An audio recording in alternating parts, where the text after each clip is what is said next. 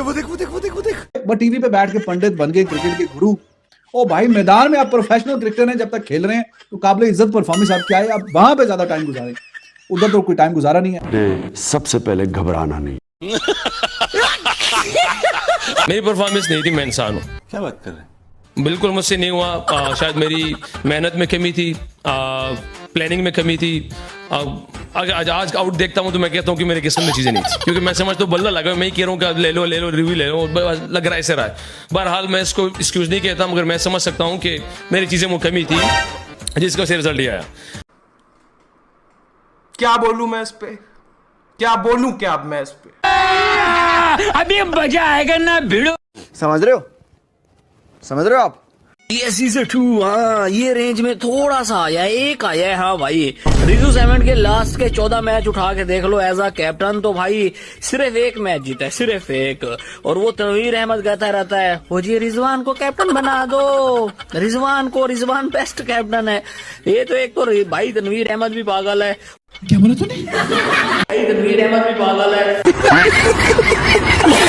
और दूसरा बाबर और रिजवान के बहन पागल है।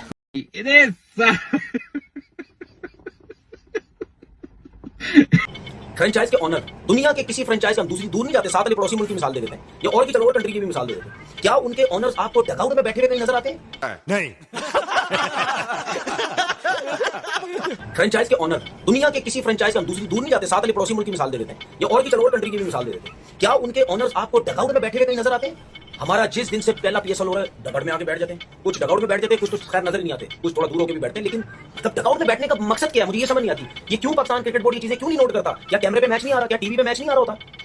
क्या हमारे पीसीबी के लोगों को नजर नहीं आ रहे होते? जब डगआउट पे कैमरा पड़ता है टीम के ऊपर, ये नहीं नजर आता उनको यार ये क्या कर रहे हैं? वहीं तो बैठे होते सारे नजदीक तो बैठे होते, तो क्या वहां से भी नजर नहीं आ रहा यार ओनर डगआउट के अंदर क्या कर रहा है? क्यों बैठता है ओनर? टीम खरीदने का मतलब है क्या ओनर डगआउट में जाके बैठ जाए? ये कहीं भी अलाउ नहीं है।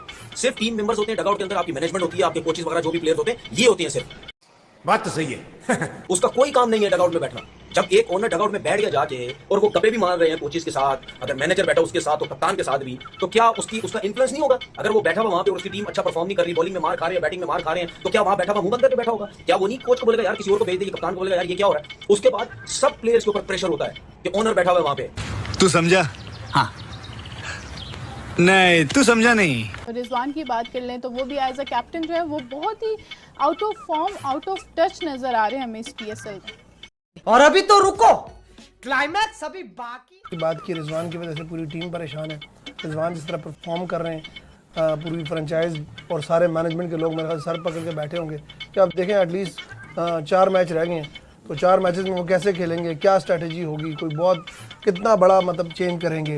मेरे ख्याल से उसमें आसान यही था कि रिजवान थोड़ा सा बैटिंग ऑर्डर में पीछे चले जाते, कैप्टनसी चूँकि वो कैप्टन है तो खेल सकते थे, लेकिन मजा नहीं आ रहा है।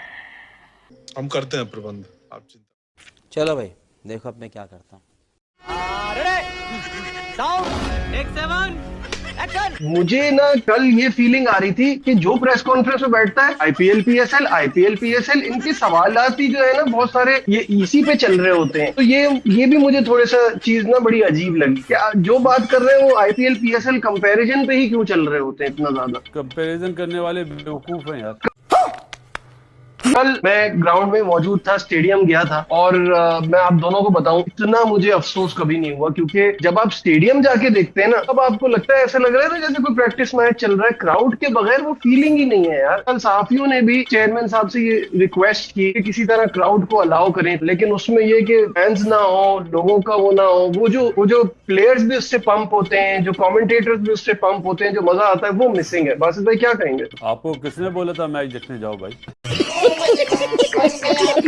अगले साल 50 ओवर्स का वर्ल्ड कप है। किसी पॉइंट पे सलमान अली आगा के जहन में ये आएगा कि वहाँ पर कहीं ना कहीं T20 से ब्रेक लिया जाए या फोकस शिफ्ट किया जाए ODI वर्ल्ड कप पर अपनी परफॉर्मेंस को लेकर, क्योंकि वहाँ कंपैरेटिवली आपकी अच्छी परफॉर्मेंस है।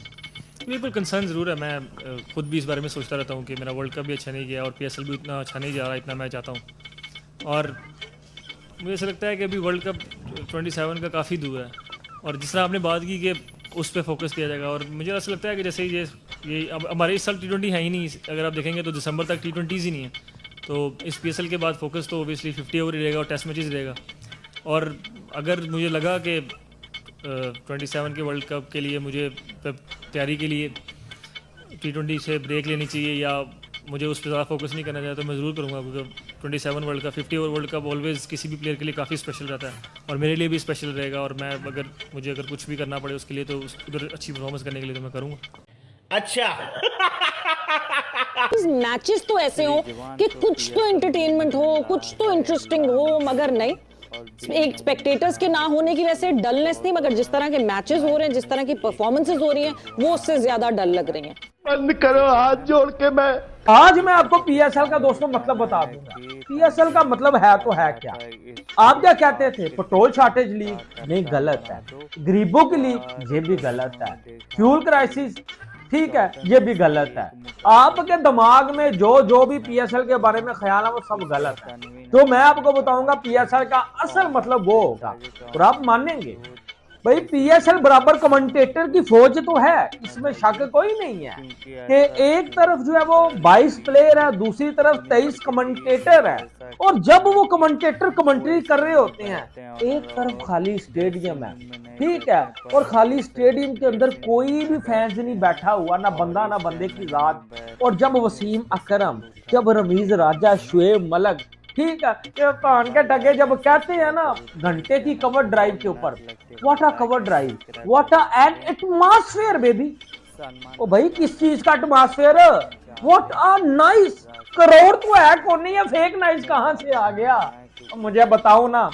भाई स्टेडियम में 2 गार्ड, एक कुत्ता बैठा होता है, और जब स्टेडियम चिल्ला के स्टेडियम में जो है वो ये कमेंटेटर शोर मचाते हैं ना, यकीन मानने जो है वो दिमाग जो है वो खराब हो जाता है कि ये क्या कह रहा है। मजा आया। अगर तुम लोग नए हो तो सब्सक्राइब करो, वो जो लाल वाला बटन है उसके साथ स्कैम करो या फिर महफिल जमाओ, मुझे नहीं पता, बस क्लिक हो जाना चाहिए।